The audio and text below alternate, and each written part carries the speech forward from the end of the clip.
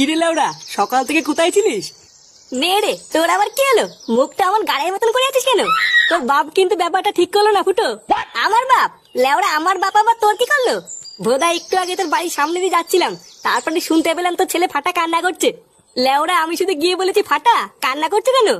আর ভোদার বল তোর বাপ আমাকে যা নয় তাই বলে বাড়ি থেকে তাই দিল। চোদনা, আমার কি কোনো মান সম্মান নেই নাকি? কি বলছিস? আমার বাপ তোকে আলবাল বলে তাড়ি দিল? এত বড় সাহস! দাঁড়া, দেখছি ব্যাপারটা। তোরা বস পল্টু, আমি এক্ষুনি একটু আসছি।